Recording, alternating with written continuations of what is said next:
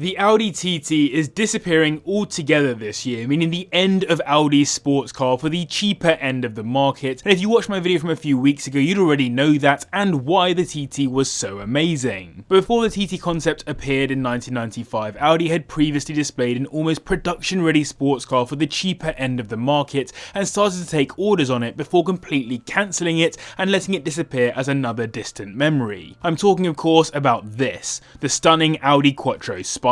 So what was it, why did Audi tease us with it, and why didn't they end up building it? Let's go beyond the badge and I'll tell you everything you need to know about the canned Audi Quattro Spyder.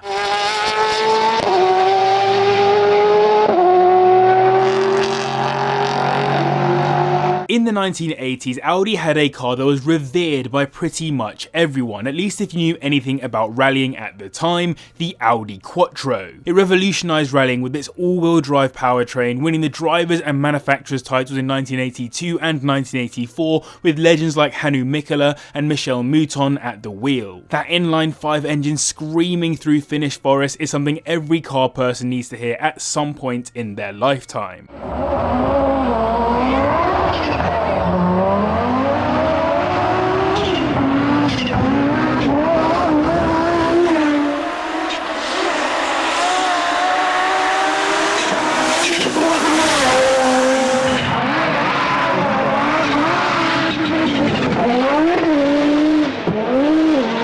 It also was the first car ever to finish Pikes Peak in under 11 minutes, back when it was a mixture of tarmac and dirt with wall-to-roll driving, and it won 3 times in a row from 1984 to 1987. It's safe to say that today it remains one of the most iconic cars in rallying history, and the road cars are well loved. My dad actually had a blue long wheelbase Quattro when I was a kid, and short wheelbase examples go for a small fortune. That Quattro had revolutionised Audi's image, taking the brand from being a boring utility vehicle or executive car company to a front runner in the sportier end of the market to rival its German competitors BMW and Mercedes. So when the car came to the end of its life in 1991, Audi needed a replacement that would continue that Quattro legacy, but at the same time not risk the hallowed status of that car. They needed to go down a different route, even more so considering the design language had shifted massively between the 1980s and 1990s, from the boxier 80s to the more curvaceous, futuristic 90s. They needed the Audi Quattro Spyder. So work started in 1990 in preparation for the Frankfurt Auto Show in 1991, where Audi showed the concept car for the first time. The idea was to build a reasonably priced sports car that would rival the Porsche 911,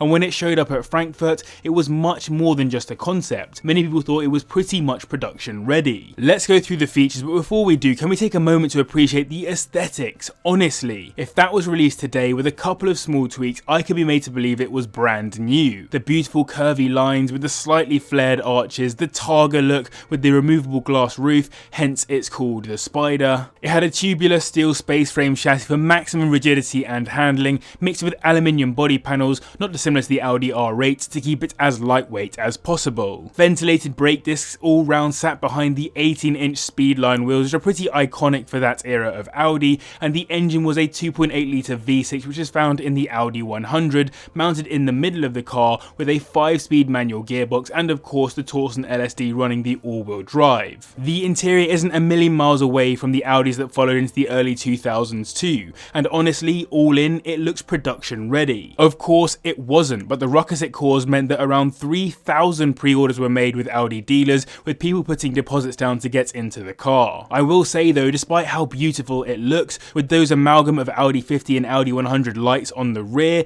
the performance really wasn't what you'd expect out of a car that looked this fast. A 0-60 of 5.7 seconds and less than 200 brake horsepower, helped only by the fact that it weighed around 1,100 kilograms. It has of course led people to therefore speculate that the production model might have been a V8 instead, but I couldn't find any confirmation of that anywhere. So considering it was so close to being production ready, why did they cancel it? Well, it all came down to 3 main reasons, and the third is particularly interesting, but we'll get onto that in a second. second. The first reason is pretty simple. They wanted the car to cost around 100,000 Deutschmarks, or approximately £60,000 in today's money, which is around the upper end of the TT prices with the TT RS. Unfortunately, with the materials put into the car, they couldn't get it to sit in that price range, meaning the target was missed and they didn't feel like the car was worth making. This is a huge shame considering people had already placed orders for them, and I bet people would have paid a bit over for one of these beauts. The second reason is a sad truth of a volume organisation like Audi, as they expected to only make around 25,000 of them, which at the time was too small for Audi to commit to building the required production lines, securing the materials and putting the requisite R&D into. That meant for the project to make sense, they would have to have outsourced it to a smaller organisation like Porsche or Carman to fully assemble the cars, which at the time they didn't really want to do. And the last and probably most fair and interesting point is that it might have put the final nail in Porsche's coffin. Obviously, with Audi and Porsche today both sitting under the VW umbrella, it would make perfect sense, but at the time that wasn't the case. Instead, Audi CEO Ferdinand Piëch, who was the son of the Porsche family, would not do anything that would jeopardize another organisation run by his own family. So it was not in his interest to build a car that would push Porsche into bankruptcy, given this was the era where Porsche was severely lacking cash before being rescued by some clever bets like the Cayenne and Boxster. What an awkward family dinner that would have been. So through familial love and respect, Audi decided not to build the Quattro Spyder, giving Porsche the opportunity to recover and become the powerhouse under VW Group that it is today, so all in it was probably a good bet. So where did the car go? Well, 3 weeks after it was shown, the Avis concept car appeared, a car focused more on the supercar end of the market with a mock-up of a W12 engine. That was far more conceptual than the Spyder, but the TT concept that followed in 1995 certainly did a similar thing to the QS, being put out as a concept, gauging interest, then fortunately heading into production. The next mid-engine sports car that Audi actually produced was the R8 in 2006, and of course the subsequent generation, but that alongside the TT will be ending production this year. Which for me begs an important question. Could they bring the Quattro Spyder design back, update it to the modern era, and give it a different motor as the future sports car or supercar for the brand? As I said, those lovely lines and stunning overall design already look perfectly fresh. With a quick once over and a hybrid or electric motor attached, it would satisfy many of Audi's requirements for the future of premium sports cars coming from the brand. It's just an idea with no backing behind it, but how cool would that be? I'd love to hear your thoughts though. Do you actually think this car is as beautiful and stunning as I think it is? Because honestly, this is one of the most beautiful concept cars that has ever existed in my head. But I might be chatting absolute nonsense, so do let me know in the comments down below. By the way, a massive thanks as always to the patrons for their continued support and making this possible, and if you're new here,